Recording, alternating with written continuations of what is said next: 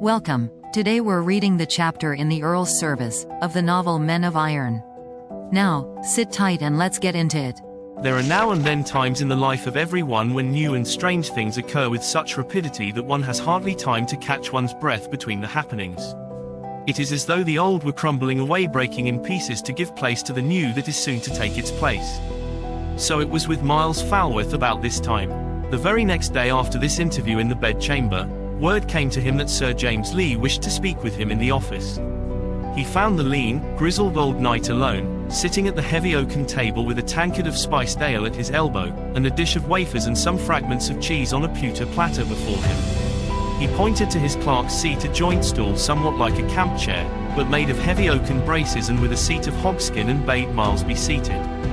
It was the first time that Miles had ever heard of such courtesy being extended to one of the company of squires, and, much wondering, he obeyed the invitation, or rather command, and took the seat. The old knight sat regarding him for a while in silence, his one eye, as bright and as steady as that of a hawk, looking keenly from under the penthouse of its bushy brows, the while he slowly twirled and twisted his bristling wiry moustaches, as was his wont when in meditation. At last he broke the silence. "How old art thou?" said he, abruptly.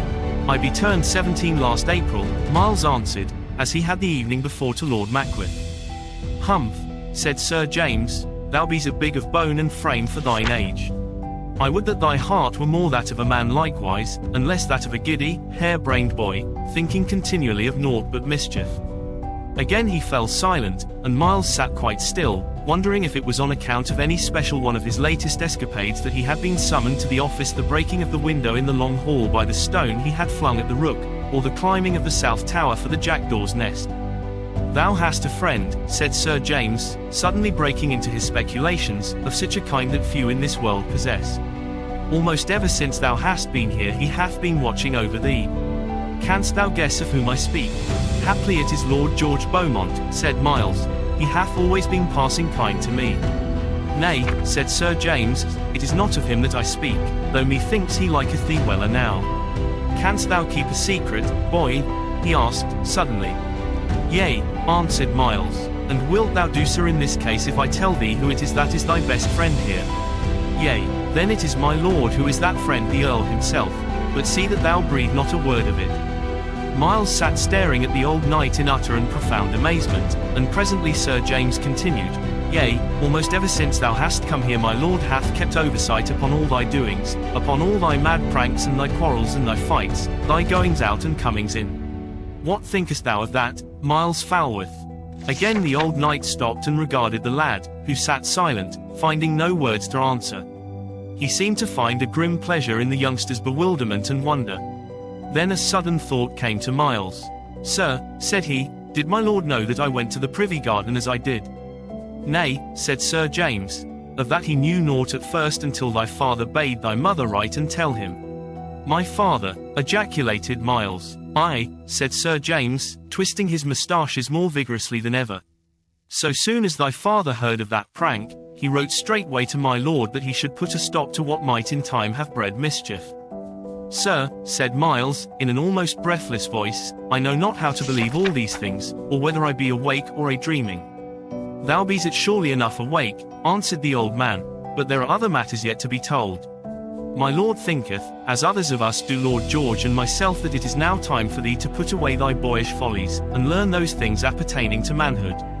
Thou hast been here a year now, and hast had freedom to do as thou might list, but, boy," and the old warrior spoke seriously, almost solemnly, "upon thee doth rest matters of such great import that did I tell them to thee thou couldst not grasp them.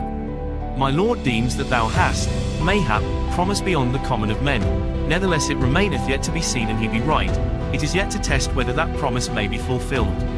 Next Monday I and Sir Everard Willoughby take thee in hand to begin training thee in the knowledge and the use of the jousting lance, of arms, and of horsemanship. Thou art to go to Ralph Smith, and have him fit a suit of plain armour to thee which he hath been charged to make for thee against this time. So get thee gone, think well over all these matters, and prepare thyself by next Monday. But stay, sirrah," he added, as Miles, dazed and bewildered, turned to obey, "breathe to no living soul what I heart told thee, that my lord is thy friend, neither speak of anything concerning him.